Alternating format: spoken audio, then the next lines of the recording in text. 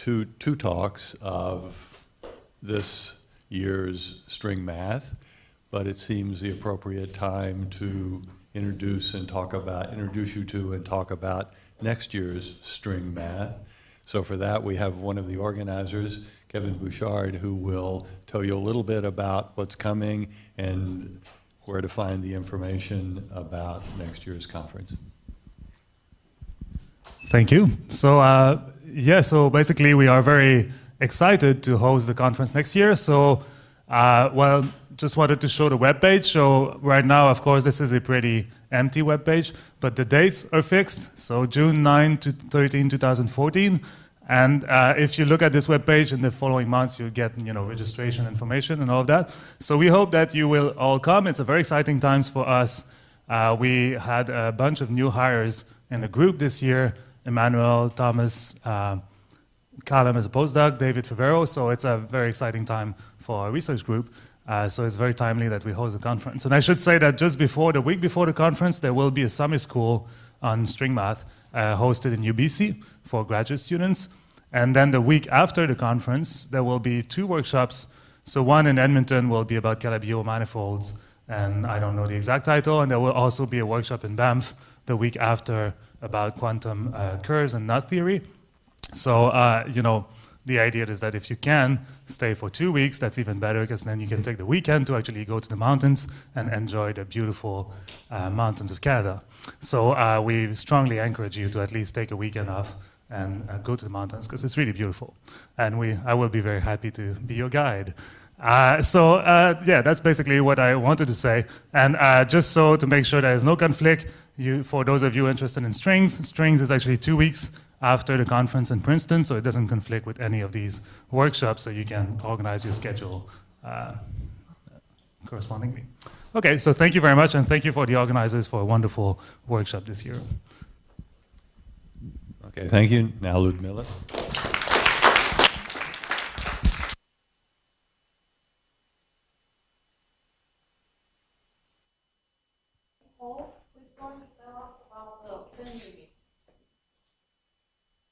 Okay, so I'd like to thank the organizers for the opportunity to give a talk. I'm going to talk on some work that I did with Adrian Klinger and Ron Donaghy, which appeared last December. And there's also a closely related paper with Sheldon Katz and Ron Donaghy, also from last December. Okay, so a brief overview of the talk. I want to briefly discuss some aspects of F-theory and strings with finite coupling. Then I'll introduce the sense limit. Then the main part of the talk, I want to show that the Sen limit, which is a kind of a classical limit in F-theory, should be viewed as a stable degeneration. And also I want to briefly touch on some applications and extensions. Okay, so many talks this week have assumed that the string coupling vanishes. In this talk, I want to consider finite string coupling. And I partly mentioned that just as sort of a warning that some of your intuition about brains might not quite apply. So recall that there's this 11-dimensional theory called M-theory, and once I compactify it on S1, I get type 2a strings with finite coupling, where the string coupling is related to the size of the 11th dimension in this particular way.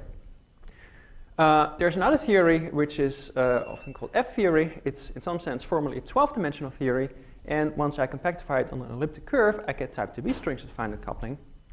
The dictionary is that the modular parameter tau of the elliptic curve is related to the string coupling of type 2b and the Ramon-Ramon axion of type 2b.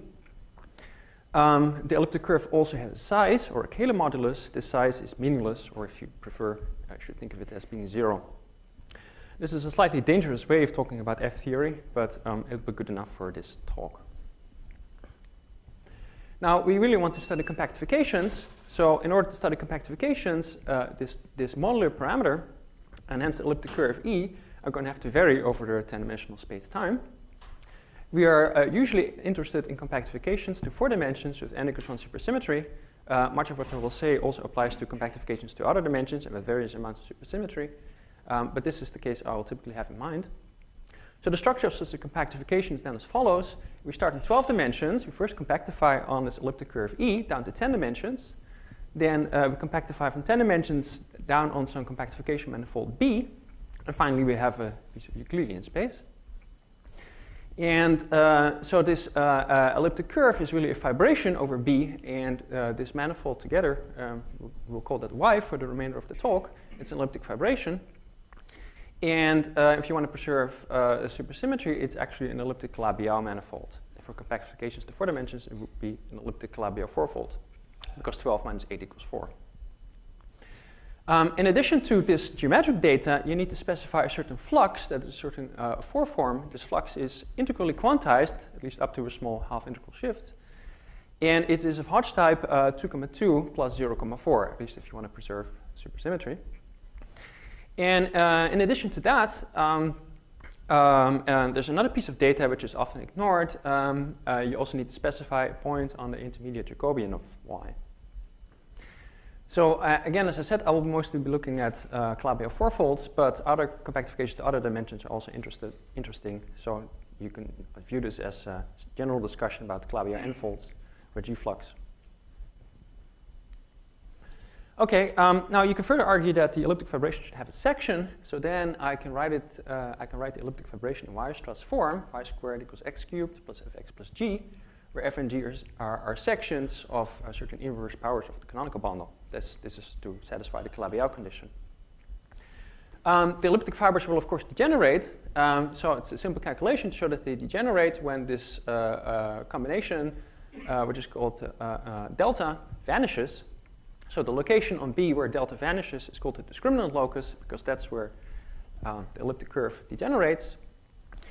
And the two one cycles of the torus, they will undergo monodromies as you loop around this discriminant locus. So we'll get a monodromy representation from the complement of the discriminant locus into SL2Z.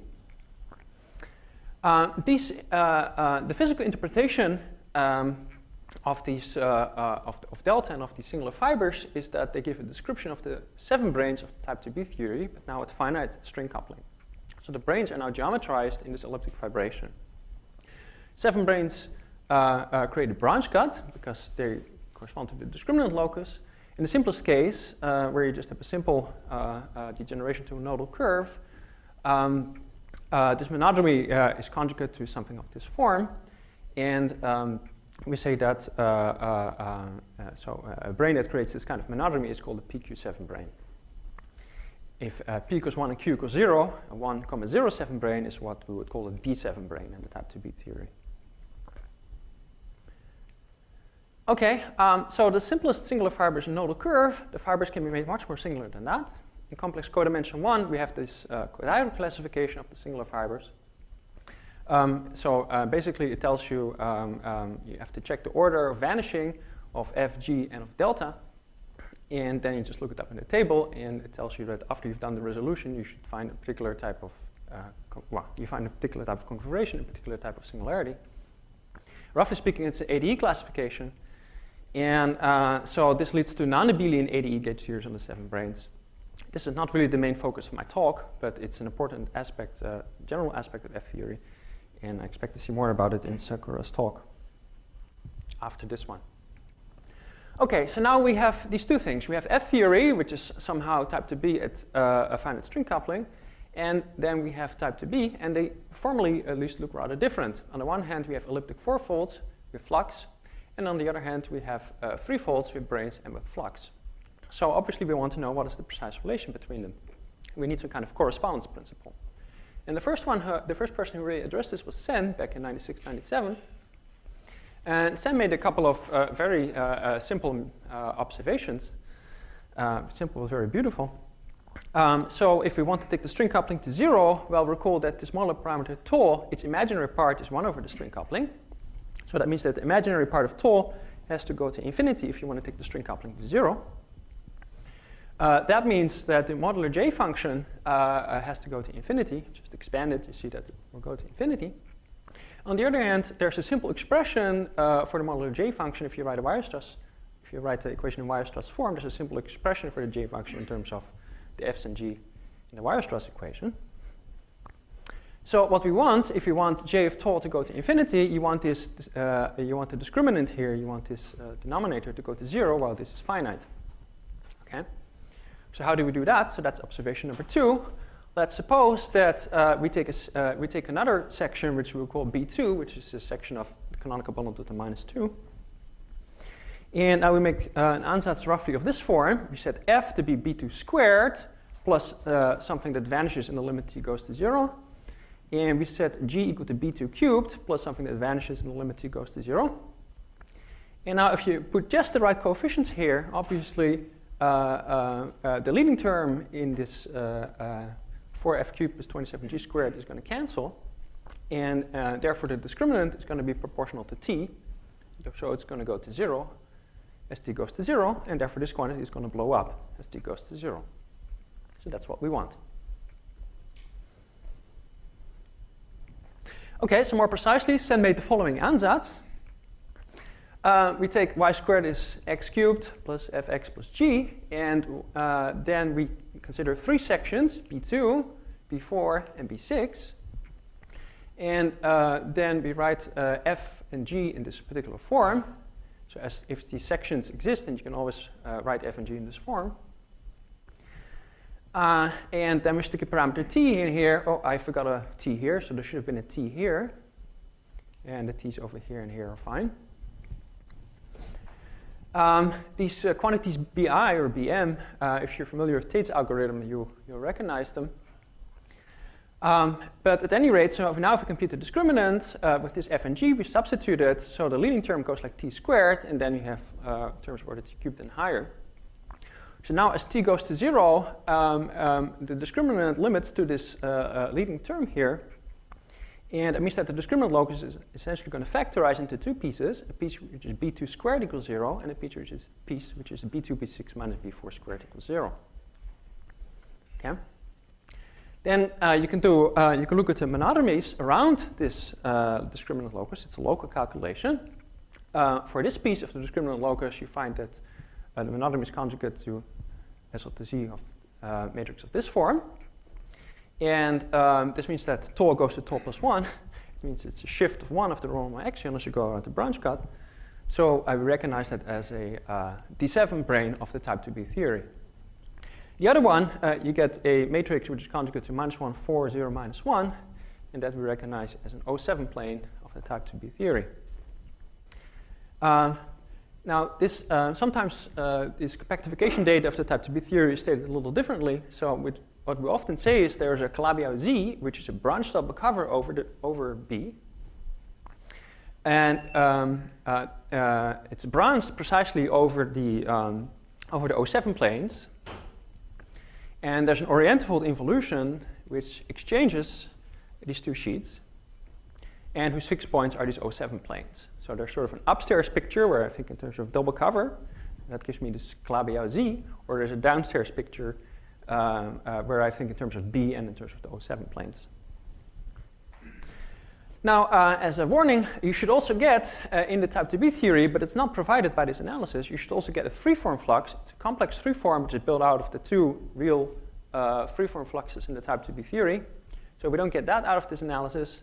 D7 branes also carry a gauge field, so a gauge field configuration means that you have to specify a line bundle in your D7 locus. That is also not provided by this analysis. Okay, so again, brief summary. So the input of this story, we have this elliptic Calabi-Yau Y. We take sense ansatz for the Weierstrass coefficients, and out of this we get a Calabi-Yau n-1-fold Z, which is a double cover over B, branched at B2 equals 0.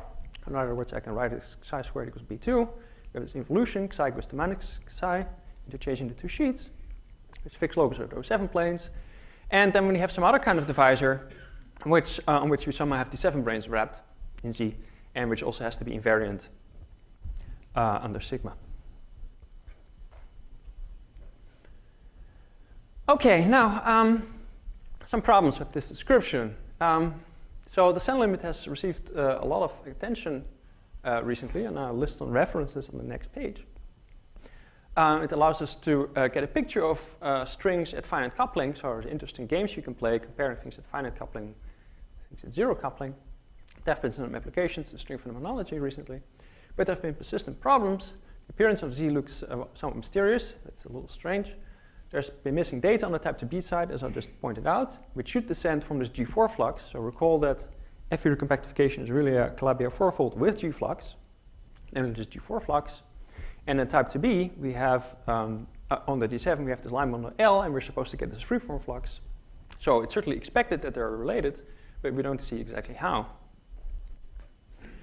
And therefore, physical quantities that you might want to compute, for a physicist, this would be the F-term data in the Lagrangian, because that's protected, so you should want to compute that. It cannot be compared, because so these physical quantities certainly depend on this extra data. And so I can't really compare things. Mathematically, as we'll see that these problems, if you want to peek ahead a little bit, mathematically these problems are mostly about comparing homology and Hodge structures. So I'm going to now take another approach to this problem, which is much better for comparing homology and Hodge structures on both sides. Okay, so these are the references, at least some of the references over the past 5 years. Okay, so this is, I've given you the way that people have thought about the Sen limit for the past 15 years. Since it was invented in 96, 97. But I would say that there's a better way of looking at this problem. And it goes as follows. So let's just formulate this as a mathematical problem. What we have is a one-parameter family of complex algebraic varieties, elliptic Calabi-Yau spaces. Okay, so here's our family. They depend on the parameter t. Okay, and we don't understand exactly what's happening at t equals 0, which is where the classical type 2b theory should sit. Okay. In fact, for some of the things I'm going to say, it's a side remark. Some of the things I'm going to say don't really require the Calabi-Yau condition, and that's also relevant for physics purposes. But at any rate, so this is the sort of the thing that we're given, and what we want to understand is the appearance of Z, H3, and sigma, and D7 and L appearing at t equals 0. We want to understand the relation between the homology of Y and that of Z and of the D7. We want to understand the relation between the periods of Y and some Hodge structure problem involving Z and D7, and perhaps some additional aspects that actually one of them I'll mention in part 3. Okay, how would a mathematician think about this problem? Well, we have a family, and there's a nice theory of stable degeneration that applies precisely to this kind of setup.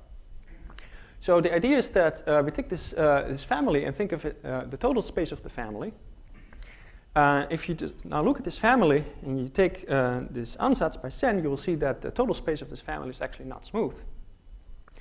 And so stable degeneration says what you should do is you should resolve this. You should start blowing up until you get a total space which is smooth, and such that the central fiber is reduced and has only normal crossing singularities. Sometimes you also have to reparameterize the base. In our case, that was actually not necessary. And in fact, it turns out that if you just take these equations, it's about as simple as it could be. You need only a single blow up generically to make the whole thing smooth. Okay, and when you've done that, so there's an original central fiber. Okay, let me say it this way. So once you've done that, you find that over t equals 0, you have a sort of a degenerate Calabi-Yau fourfold sitting. This Calabi-Yau fourfold will consist of two pieces. I call them WT and WE. Okay. WT is just the proper transform of the original thing that said over t equals 0, the original central fiber before the blowing up. The blow up created an extra divisor, which is WE. Okay, and these two pieces intersect. They intersect precisely over Z. They intersect precisely over this Calabi-Yau Z that we saw before in the discussion of Sen's limit. Okay, the pairs WTZ and WEZ are actually both log Calabi-Yau spaces. That is, they emit a unique holomorphic N0 form, in this case 4-0 form, with a simple pole along Z. And so Z should really be thought of as the log boundary, in the sense of log geometry. Okay, so let me say a little bit more about the structure of these two pieces that we get. So this original central fiber, well, it's really the proper transform, so it actually got normalized. It's very boring. It's just a P1 bundle over the base. There's not much interesting information in it. I've given you the equation here, but it doesn't really matter. It's a P1 bundle, boring as hell. The other piece is the really interesting piece. So this is the piece that you get by doing the blow-up. I call it WE for exceptional divisor of the blow-up. This is a conic bundle over B, and I've written the explicit equation that you get. This is a conic in a fine form. And if you see conics, you know some geometric engineering, you think, aha, okay, now this starts sounding familiar. So fiber by fiber, the picture then is sort of as follows. It's what I've drawn over here. So for T non-zero, your elliptic fiber is just a cubic. Okay? So what happens over T equals 0, generically, your cubic has degenerated to a line and a conic. If you go and sit over this special locus, B2, B6 minus B4 squared equals 0, which somehow had something to do with the D7 locus, well, that's precisely the discriminant locus of this conic bundle. It's where the conic bundle degenerates to a pair of lines. Okay? And there's something else interesting that happens over what we call the O7 locus, the orientable locus. Here, the conic is actually tangent to the line. And if I would blow down, if I would blow WE back down, I would contract it back, you would get rid of the conic essentially, and you get these pictures of a nodal curve or a cuspidal curve. Okay? Also, a conic and a line intersecting 2 points. So I get so the intersection of these two is a double cover of the base, okay, runs precisely over the orientable locus. Okay. So as I said, conic bundles are very nice. We see them in geometric engineering all the time. There's also nice work of Mumford, Beauville, and others from the 70s or even earlier, which is close to related. And from that, I'll discuss that a little more, but just from that, you should already know that that this discriminant locus, or rather its double cover, is going to be the D7 brane. Of course, we already knew that in sense analysis, but this will give an independent derivation of that. Okay, and it gives, so the point is this gives a more, well, what's nice about it is it gives a more conceptual explanation of the appearance of Z and of this D7 locus. It's now the discriminant locus of a conic bundle. But the real payoff is not just that we can have some nice picture. The real payoff is that we can now do a lot more. Okay, so this thing of a one-parameter degeneration of varieties, it's a classic problem in Hodge theory. There's a lot of development and nice theorems about this from the 70s. I want to use two results, one due to Schmidt and nilpotent orbit theorem, and another result with the Steenbrink. Okay, just briefly for notation, so there's a monodromy matrix associated to this degeneration. I'll call it M. We define N to be the logarithm of the monodromy matrix. And I'm going to be interested in the behavior of the periods. So the Calabi-Yau had this holomorphic N0 form, or 4-0 form if I do Calabi-Yau fourfolds. So I integrate those to get the periods, which I denote by pi. And they're going to be dependent, they're going to vary, they're going to depend on this parameter t. And we're interested in the behavior as t goes to 0. Okay, so Schmidt proved what's called the nilpotent orbit theorem. It essentially says that if I take the periods and I multiply it by e to the minus 2 pi I log t times n, and then I take the limit t goes to 0, this limit actually exists. I call it pi sub 0 here. And for small t, you can expand the original periods in terms of this pi 0, now of course with this prefactor of log t n, plus some analytic corrections which vanish in the limit t goes to 0.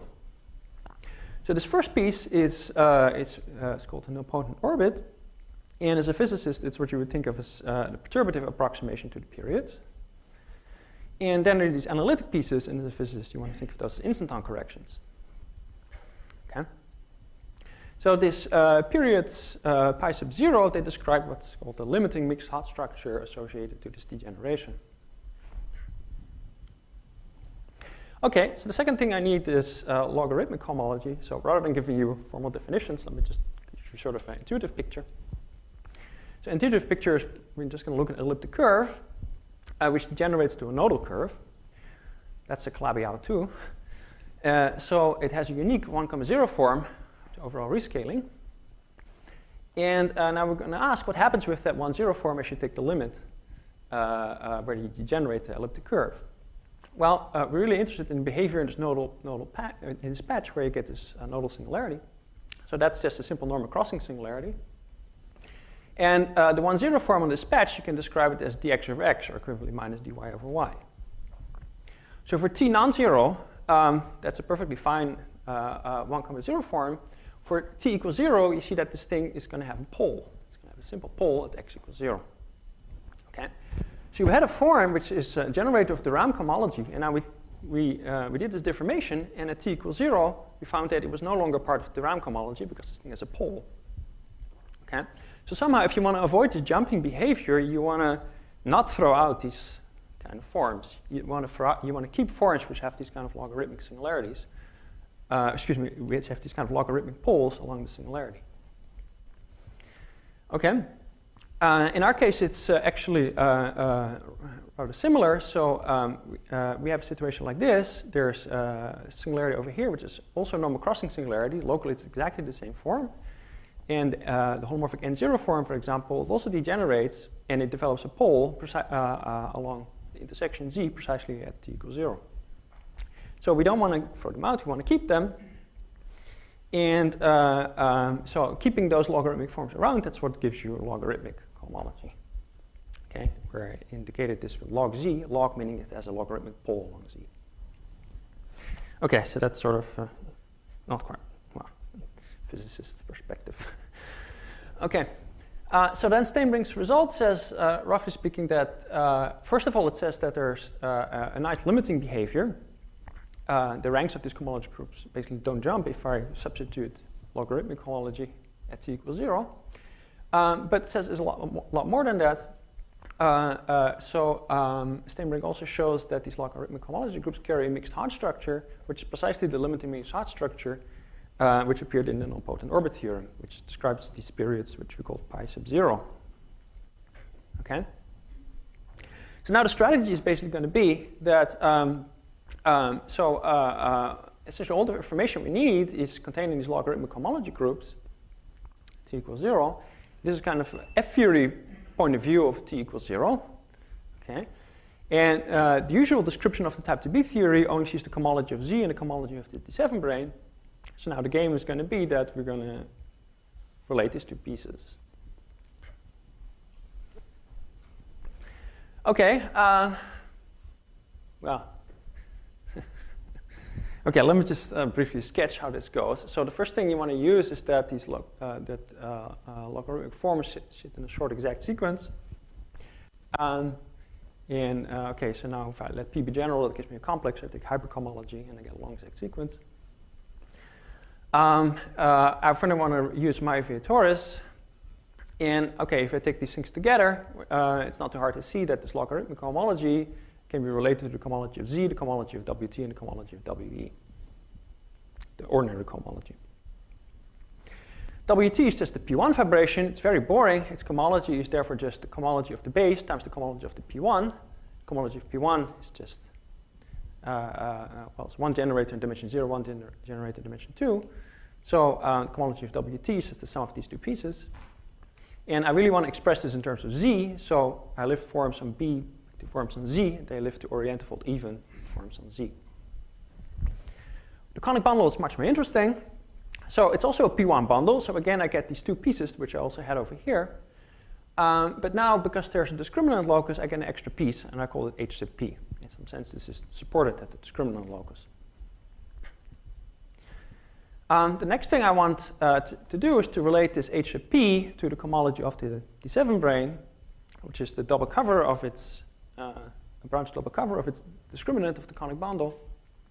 So this is essentially this Beauville or geometric engineering relation between a bundle and its discriminant, which you'll see often in the literature.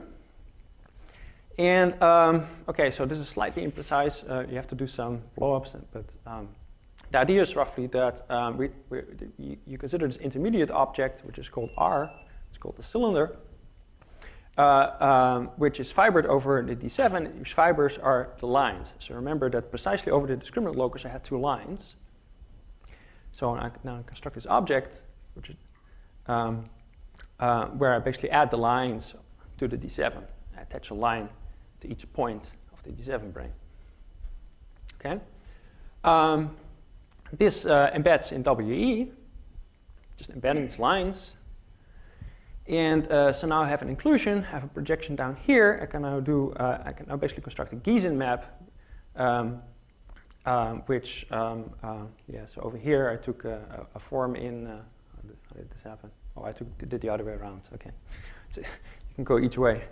Okay, so I can start here, pull it back, and then push it into here. Okay, so that relates this piece HAP with some particular subpart of some primitive part of the homology of the D7 brane. So at this point, I've related, everything is now expressed in terms of things that I can see in type 2B. Now you need to start putting it back together. So now you can show that this monodromy matrix, actually its square is 0. Get a two-step filtration. Its graded pieces are the homology of Z and the homology of the D7, roughly speaking. Minus here stands for orientable odd under this involution. And the final thing then you need to do to recover the whole thing is to study the extension structure, so this mixed Hutch of this filtration. And once you do that, you recover the whole thing. Okay, so that's a sketch, obviously. For physicists, what all this does is, well, first of all, it gives me a relation between the G4 flux in F theory and reproduces the H3 flux on Z. It reproduces the line over L on the D7, and I can map them explicitly. The other thing is that the superpotential for the theory, this is related to the periods, essentially arbitrary linear combination of the periods. This previous analysis essentially tells you how all the periods behave. And so now I can translate this into saying what the superpotential, how the superpotential behaves. So the superpotential is this famous flux superpotential. By Poincaré dualizing G, you can think of this as a period, as you can see. So in the limit, it produces the flux superpotential of the type 2B theory. It reproduces the D7 superpotential. It's a little hard to write explicitly, but its critical locus is essentially near the Lefschetz locus. There's a small extra piece. And then we have these, this is based in the nilpotent orbit, and then these are the corrections to the nilpotent orbit. Okay? So this just follows from these general results and then chasing through all the sequences and so on and so forth. And note that it would have been impossible to derive any such result using this old approach where you're just looking at the SL2Z monotomy representation. Okay, let me say a little bit more. So as I said, these exponential terms are also very interesting. They're precisely of the right form to describe d-1 instantons in the type 2B theory. That is d-1, okay, it's physicist notation, but their world volume is zero-dimensional, point-like instantons. So the type 2B theory is point-like instantons, which can correct the superpotential, and that's where these terms should come from the point of view of the type 2B theory. In fact, there has been progress calculating these corrections independently in type 2B using the instanton calculus, or these two Italian groups which have been working on that. This is for K-free surfaces, really, but still interesting. So that means that we have two independent calculations that actually match. On one side, we have the d-instanton calculation.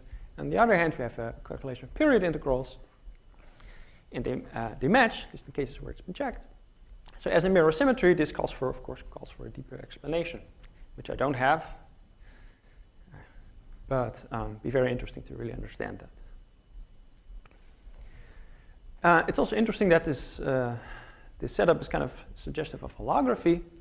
So we started with F-theory expressions, things that were just supported in the bulk or supported in the whole thing, and then we found that we could re-express this in terms of quantities that live just on Z, on the boundary of the manifold. Okay. When the limit t goes to 0, you get an equivalent description. You can either look at the bulk, or alternatively, you get an equivalent description just looking at the boundary. Also very weird. The 2B theory somehow lives just on the boundary. Okay, now, so the simplest Calabi-Yau we could take is elliptic K3. So what does it give us in this case? So what we have constructed is a type 2 that is n squared equals 0, n is non-zero, large complex structure degeneration. Now it's known from the work of Klinger and Morgan that there are essentially only two such degenerations. It's what physicists would call the E8 times E8 limit of F theory and the SO32 limit, heterotic SO32 limit of F theory. Okay. It's not hard to see that what we get is the SO32 degeneration. The SO32 degeneration, incidentally, was first discussed, or a special case of it was first discussed in this paper by Aspinwall and Morrison. And these gentlemen here, Klinger and Morgan, they wrote a really nice paper which really extensively analyzed these limits and the mixed Hodge structure and so on and so forth. So some of that was the motivation for the things that I said earlier. Now, the fact that you get the SO32 degeneration, you could have just predicted that because it also follows from some standard duality chain. By fibering, this extends to K3 fibrations. So the Sen limit should, in a sense, really be thought of as a generalization of the SO32 limit to elliptic Calabi-Yau's, which do not have a K3 fibration. Indeed, on closer inspection, if Y does admit a K3 fibration, then Z actually emits an elliptic fibration, and the 707 data recovered by Sen should really be interpreted as spectral cover data for an SO32 vector bundle on Z. You can also ask how did the instantons map. So in the 2B theory, we had this D-1 instantons. So if you go through this duality chain, they would correspond to D1 instantons in the type 1 theory, and then would correspond to worldsheet instantons in the SO32 heterotic theory. Okay, so I'd like to point this out. I don't really understand it, but it's curious observations.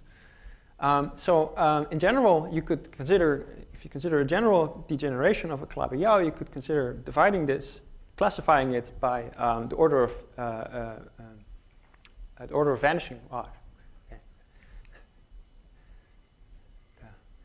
The smallest order, the largest order for which n to the k is non-vanishing. At a large complex structure, if you consider the maximal power that's allowed, so there's always a maximum by dimensional reasons. So you consider the maximum that's allowed. That's the mirror symmetry story. In this case, the period some instantons in the mirror. What we've just discussed here is a much more minimal case. We have n squared equals 0, n not equal to 0. In this case, we saw that the period some instantons on the log boundary. I think it's actually fairly general. It's not just the Sen limit that we looked at. It's also other limits. One of them I'll discuss in part 3, which has the same behavior. And so now you could ask in cases in between, for instance, n cubed equals 0, n squared not equal to 0. So consider degeneration of that type. There ought to be an interesting story there. I have no idea what it is. So as an exercise to the audience, try and complete the list. There are similar phenomena also at finite distance, and here I'm thinking about geometric transitions, conical transitions, and so on, where again, instantons get resummed to periods. Okay, so this is the executive summary of part 2. We saw that if you view the Sen limit as a stable degeneration, you get a lot more out of it than looking at the SL2Z monatomy representation. We found a precise relation between F theory on this blown up central fiber, Y0 bar, and the type 2B theory on this Calabi-Yau Z. We compared the fluxes, we compare periods. For physicists, that is the superpotential. The relation is somehow holographic in nature. It can be thought of either as living in the bulk or in the boundary. And the corrections from smoothing, this singular central fiber correspond to D-1 instantons in the type 2B theory. And for K3 fibrations, it should be viewed as the SO32 limit. Okay, so then I have a little bit of time to quickly discuss some extensions. So I want to briefly discuss two topics: limits of intermediate Jacobians and generalizing the heterotic E8 times E8 limit. So we already briefly mentioned that there are two type 2 large complex structure limits. There's this E8 times E8 limit and the SO32 limit. So what I've been discussing can be viewed as, for K3s at least, for being the SO32 limit. There's also the E8 limit. So that corresponds to a K3 surface degenerating into a pair of DP9 surfaces, which are glued along an elliptic curve.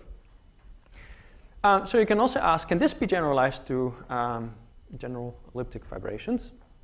And we did indeed find such a generalization. This was done in the paper with Rondonaghi and Schell and Katz. And the idea is basically as follows. Let's temporarily forget the elliptic fibration and just look at the base.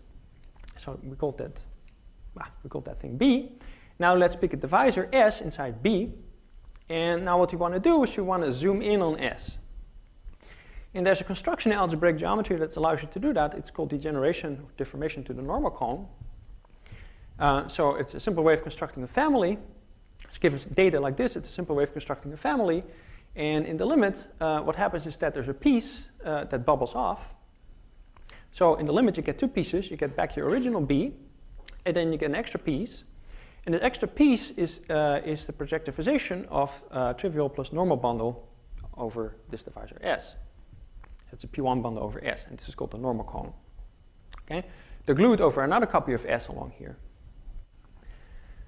So now you can take this, and now, at least under some mild constraints, we find a natural way to extend the elliptic fibration over this normal cone degeneration, and thereby get another degeneration for elliptical labials, in which the base effectively splits into two. Okay? Okay, so what are the properties? So this degeneration, again, you get some picture like this. And the piece that you split off, I call it WE here. Again, it can be viewed as an exceptional divisor.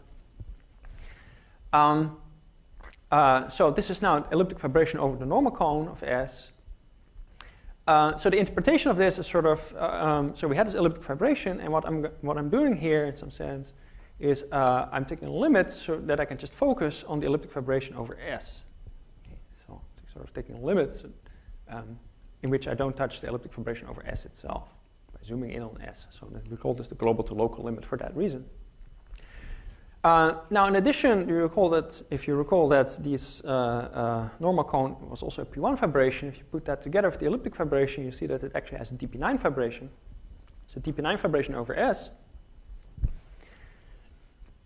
with Z as the log boundary. And by the usual arguments, this means that WE describes an E8 bundle on the log boundary Z. But somehow, unlike the heterotic E8 times E8 theory, in this case we only get a single E8. Or at least in general, you only get a single E8. The relation is again holographic. The periods that were equivalent to the superpotential can, in this limit, they can just be rewritten as expressions just on Z. Okay, the other thing I want to mention is application to M5 instantons. So the first slide here is for physicists. Okay, so at theory compactifications, okay, so they're non-perturbative in the string coupling, but they themselves get further non-perturbative corrections in 1 over the radius of curvature. And these corrections, the leading corrections, they come from M5 instantons wrapping vertical divisors. Vertical means that they include the elliptic fiber. They wrap the elliptic fiber as well. They should limit to D3 instantons in the type 2B theory, but there's some trickiness in establishing the precise relation between them. So a general story for the leading contribution is that you should compute a partition function of an instanton. So I'm called a partition function Z, obtained by integrating over all the collective coordinates on the instanton. Okay? So collective coordinates, well, you get them from the world volume fields. So you get a piece for each of the world volume fields. And in the type 2B case, for this D3 instanton, apart from the world volume fields, you get an extra piece which lives on the intersection of this D3 instanton with the D7 branes. So this intersection is a Riemann surface, and there are strings which stretch from the D3 instanton to the D7 brane. You quantize them, they give you some extra degrees of freedom. And integrating over those gives you the extra piece C sub lambda. Okay. Now the reduction of this self-dual two-form B here on a circle gives you the gauge field A on the D3 brane. So you might think that Z phi goes to Z phi, Z theta goes to Z theta, and Z B goes to Z A. In other words, you just map the world volume fields to each other. But that somehow leaves this extra piece, C lambda, unaccounted for. So how is this generalized to finite string coupling? How do we see that from this guy? Now, the mathematical formulation of this problem is you should really view this as a problem about intermediate Jacobians. Okay? So the Z lambda, I didn't tell you before it was. I said it's a partition function. It's really essentially a Riemann theta function for this Riemann surface. you actually don't need to, you don't want the Jacobian, so you don't want to be a theta function on a Jacobian. You actually do the Oriented involution. You actually want to take the prim. There's a similar story for this field B. Its partition function is also essentially a theta function, but now an intermediate Jacobian of the M5 brane, which is H21 plus H03 mod H3Z. In our case, actually, there's no, the situation we're interested in, there's actually no H03 piece. So that looks kind of similar. So we should really be careful what happens to this Jacobian M5 in the limit. Maybe it actually reproduces this. In other words, I claim that if you look at how the Jacobian degenerates, it splits off a piece which is actually isomorphic to the prim of this Riemann surface here, which appears in the type 2b limit. And therefore, you at least have the degrees of freedom to reproduce Z lambda from ZB. And you can see this from the stable version of the Sen limit that I just discussed. So the M5 brane wraps the elliptic fiber. Therefore, just as the original Calabi-Yau in which it sits, it will split into two pieces. One is a P1 bundle, and the other is a conic bundle. And they intersect. Their intersection is precisely the D3 instanton of the type 2b theory. And again, we know that the homology groups with the M5 brane have a good limit. And then by chasing sequences, you see that the Jacobian gets a piece from the intermediate Jacobian of this M5e, of this conic bundle. Okay? And now you can use the cylinder map argument I had earlier to show that that extra piece is precisely the prim of sigma 3,7. In fact, this latter result, I later find out, is about this relation between the intermediate Jacobian of a conic bundle and the prim of a double cover of discriminant. It's actually a classic result that you find in Beauville's paper from 1977 on conic bundles. Okay, so here's the summary of the talk. The Sen limit relates F theory to perturbative type 2b. We've given a different description than the traditional one using stable degeneration, which gives you much more information. The geometric picture is that the 2b manifold now arises as the boundary, so the log boundary, and the D7 branes as the discriminant of a conic bundle.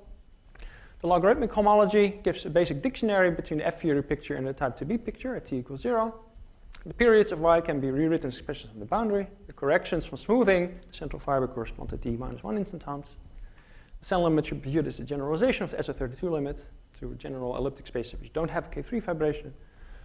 There are other interesting limits. I mentioned this global to local limit, which leads to a single E8 structure in general. And finally, I discussed some aspects of M5 instantons, how M5 instantons reproduce D3 instantons. Thank you.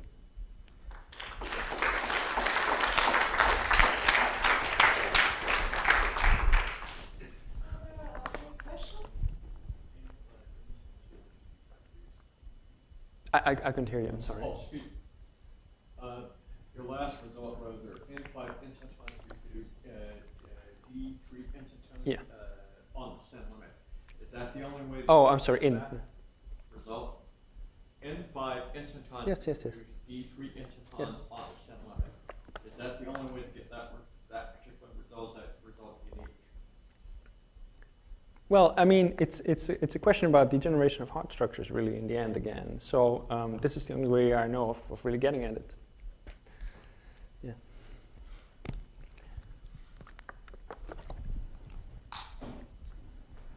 Any other questions? What is the genus of the Riemann surface sigma 3,7? Yeah, it's a pretty high genus in general, but it depends on the particular compactification that you consider. So it's some higher, it can be pretty large.